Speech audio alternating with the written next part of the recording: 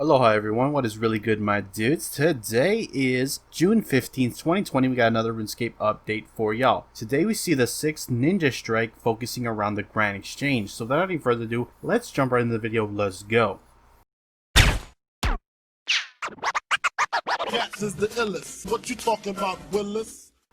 Alright guys, so the Ninja team are back once again, this time focusing at the Grand Exchange for some improvements and changes to how it functions and what you can do with it. So without any further ado, let's jump right into it. First and foremost, we got some core improvements. Client-side prediction has been added to the Grand Exchange interface, so this will result in more response and a smoother experience while using the interface, as well as all the previous buttons and the search function. A favorites tab has also been added to the Grand Exchange. Items can be favorited by searching for the item in the tab or by using the star icon when buying or selling an item. Favorited items will show their guide price. Items can be selected from here to take you directly to a buy offer. Keybinds have been added to favorite an item when in the buy and sell interface. Members can favorite up to 18 items while free-to-play players can favorite 6.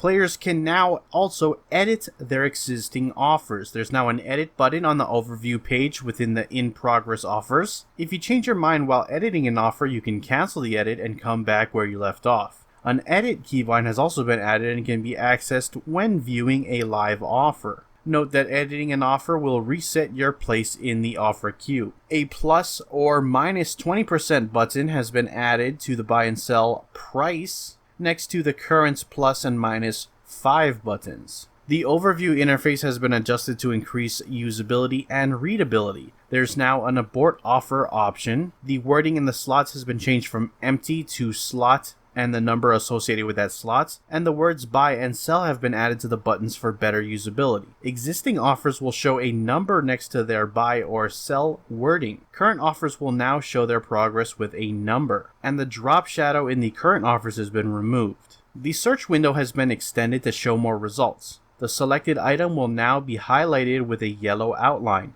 Any items you have in the favorites will also be marked here with a yellow star icon. Clicking outside of the search bar will no longer clear your results. They can be cleared with the X button or the escape key. Some additional improvements: the sets on the right click or long press option on the Grand Exchange clerks has been changed to favorites.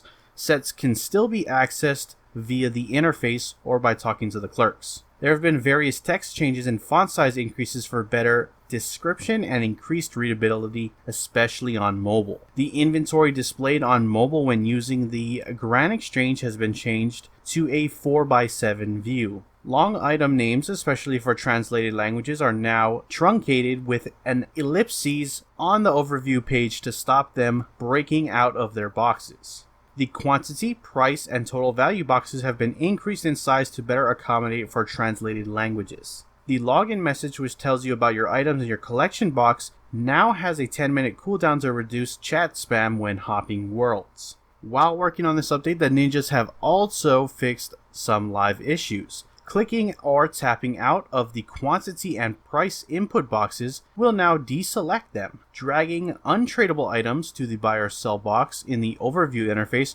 will no longer initiate an empty offer. Right-click options for the overview interface that remain on screen after using keybinds to buy or sell will no longer change the selected offer type. And on mobile, selecting the price or quantity boxes no longer moves the search box, so you can now see what you're typing more clearly. That is it for the main Ninja Strike. With that, we're going to shift on over to the patch notes and see what else has been changed with today's update. So let's go ahead and check it out. Starting off with some mobile changes. Some improvements they've made. They've added a UI indicator if the action bar is locked on the action bar settings cog. Added location information when long pressing a lodestone in the home teleport UI. A device status panel has been added to the UI near the compass and minimap. This panel displays device status information to the user, including battery charge levels and connection status. Add an additional setting in the audio sections on mobile that provides an independent toggle for audio streaming when using mobile data.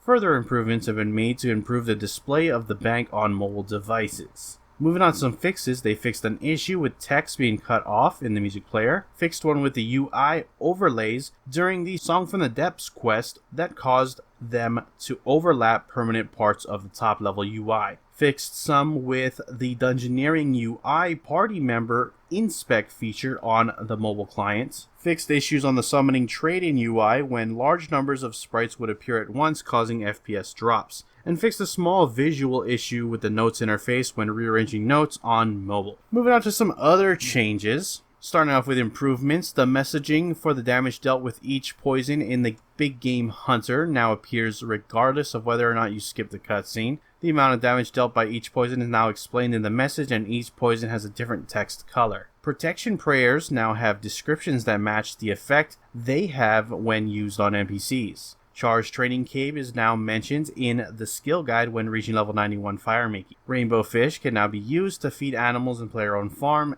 as long as they eat fish, that is. Iron Man symbol will now correctly show up on world or global broadcast if you have your status set to off. The Eat Food ability will now consume bandages within the Soul Wars minigame. Updated banker dialogue to refer to their employers as a branch of the Bank of Gielinor instead of Bank of RuneScape. Improve the wording on the Armadillion experts and similar archaeology achievements. Updated the museum guard dialogue at the Archaeology Guild to better clarify the reduced rate of chronotes they offer compared to collectors. Finally, we got some other fixes. Fixed an issue that would cause the inspect option on ore boxes to cut off words if the chat character limit was reached. Fixed the spacing within the Journal of Perjor in order to make the text more readable. Fixed an issue where Zanok's body might not appear during the death of the Dorgeshun if the player lost a dead Zanok and returned to it in Lumbridge. Crafting molten glass will no longer state the wrong skill name in the Make X progress window. When setting Borik's Task 1 to active via the quest guide, the breadcrumb trail will now lead to Borik. Fixed an issue where the upgrade material for the Hunter Lodge at the Anachronia base camp could not be obtained when the pelt resources were maxed. Quick Chat will now correctly display Slayer Prestige for Vile Blooms. And finally, they fixed an issue with making bombs at a portable well. That is it for your patch notes. Links to everything discussed in this video will be down in the description below, so head on over to check them out if you wish to do so. With that, I'm going to wrap up the video. If you enjoyed it, hit that like button. If you're not subscribed and you want to stay up to date on all things RuneScape related, then hit that subscribe button. Anyways, I appreciate you watching. I am out. Aloha.